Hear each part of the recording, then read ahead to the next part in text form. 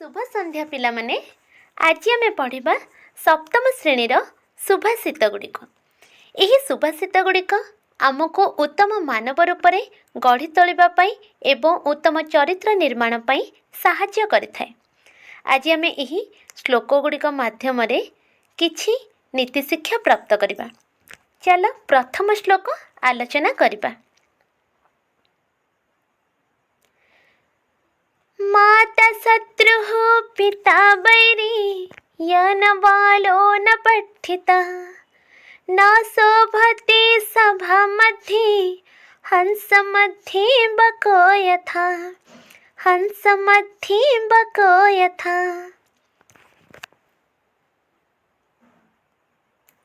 या माता बालं न पाठयति सा माता शत्रु भवति।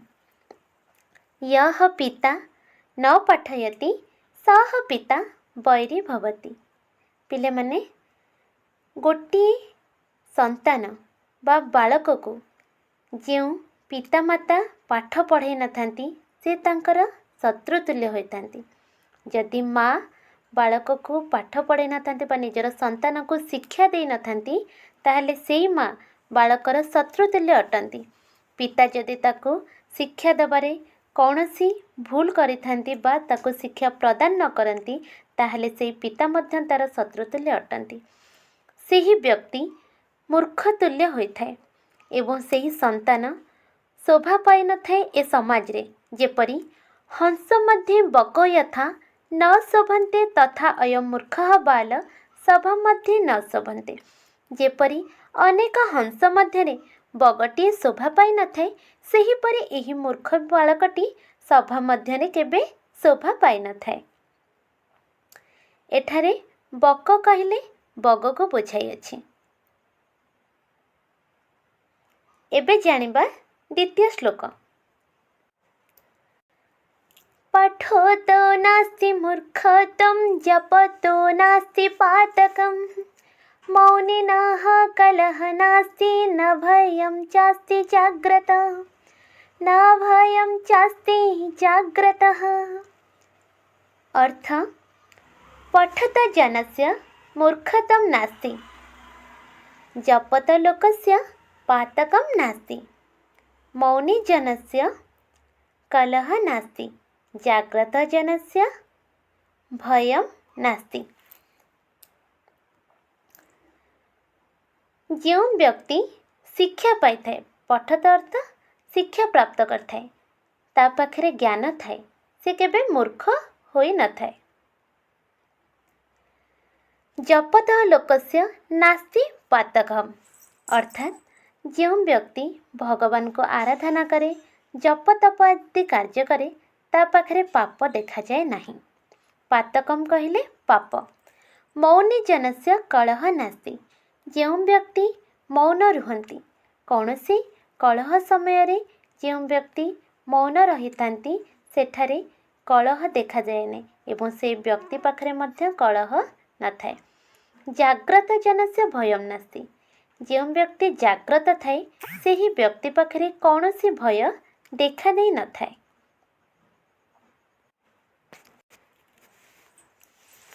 एबे देखिबा तृतीय श्लोक। विद्या ददाति विनयं विनयादयाति पात्रतां पात्रत्वात् धनम् आप्नोति धनधर्मः ततः सुखम् धनधर्मः ततः सुखम्। पिला माने एही श्लोकर अर्थ विद्या विनयं ददाति विनयात् पात्रता आति पात्रत्वात् धनम आप्नोति धनधर्मः ततः सुखम आप्नोति। एठारे विनय केउं व्यक्ति पाखरे देखा जाए जहाँ पाखरे विद्या थाए। पिले माने जदि आमे गोटे फल धारण वृक्ष को उदाहरण नबा ताहले सेही फल धारण करथिबा वृक्षटी जेतेबेले फल संपूर्ण रूप में धारण करे से नतमस्तक होइथाए। सेहीपरि जणे विद्यावान व्यक्ति विनयी होइथाए ता पाखरे विनय भाव देखा जाए थाए। विद्यारू जड़े व्यक्ति को विनय प्राप्त होता है। से ही विनयरू पात्रता प्राप्ति करिथाए। पात्रता कहले जड़े व्यक्तिर उच्च स्थान बा व्यक्तित्व बा गोटे स्थायित्व मिलता है एवं सही पात्रता बा सही स्थायित्व ताको धन मिलता है। जदि उदाहरण नबा विद्यारू जड़े व्यक्ति विनयी होता है एवं सही विनयी व्यक्ति समाज रे एक उच्च स्थान रे रही है। जेपरिक आम उदाहरण नहीं पारिबा गोटे गवर्नमेंट जॉब भी हो पारू से जॉब माध्यम से धन को प्राप्त करते एवं सही धना धर्म ततः सुखम सही धनरु से धर्म उपार्जन करे किपरि ना गरीब दुखी व्यक्ति को सहज्य करी से धनरु धर्म उत्पादन करे एवं सही धर्मरु कौन से प्राप्त करे ना सुख पाई थाए। एबे जानिबा 4 नंबर श्लोकटी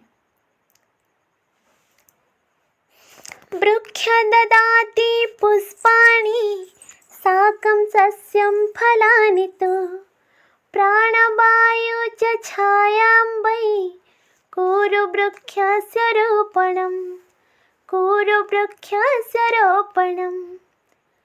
वृक्ष पुष्पाणि साकं सस्य फलानि प्राणवायु छाया च ददाति अतः वृक्षस्य रोपणं कुरु।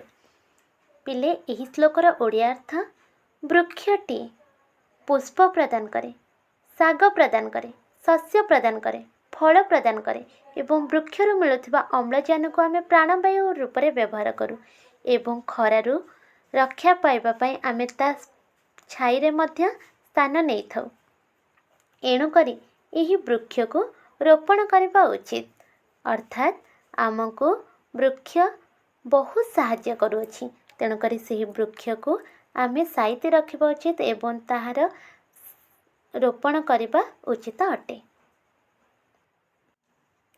एबे जानिबा 5 नंबर श्लोकटी अयं निजः परो वेति गणना लघु चेतसाम् उदरचरितानां तु वसुधैव कुटुम्बकम् वसुधैव कुटुम्बकम्। अर्थात अयम निज पर बा इति लघुचेतसां गणना भवति किंतु उदारचरितानां वसुधैव कुटुम्बकम् इति गणना भवति। अर्थ पिले माने निजर एवं परर यही जो भावना मनरे रुहे यह लघु चिंताधारा अटे किंतु उदारचरित बा हृदयवान व्यक्ति माने कौन भावी थांती ना यही वसुधा आमर कुटुंब बा आमर परिवार अटे। यह को आमे कौन ना बृहत गणना बोली कहि परिबा।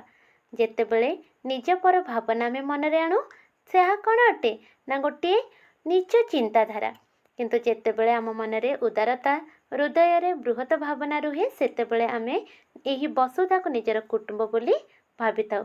यह हैला कौन ना एक उत्तम चिंताधारा अटे। 6 नंबर श्लोक हस्तस्य भूषणं दानं सत्यं कंठस्य भूषणं सूत्रस्य भूषणं शास्त्रं भूषणै किं प्रयोजनं भूषणै किं प्रयोजनम्। अर्थ दान हस्तस्य भूषणं सत्य कंठस्य भूषणं शास्त्रं सूत्रस्य भूषणम् अतः भूषणे किं प्रयोजनम्। प्रकृत आभूषण कौनसी रौप्य बा स्वर्ण अलंकार होई न थाए। दान हातर प्रकृत भूषण अटे। दान करिबा हस्तर सबुठारु बड़ गहना सेपरि सत्य कहबा कंठर सबुठारु बड़ भूषण अटे एवं शास्त्र को शुणिबा कर्णर सबुठारु बड़ भूषण अटे। तेणु करी समस्त गहना बा भूषणर कौन बा प्रयोजन अछि। धन्यवाद पिलामाने। एही थिला सप्तम श्रेणीर समस्त नीति श्लोकर अर्थ। धन्यवाद पिलामाने।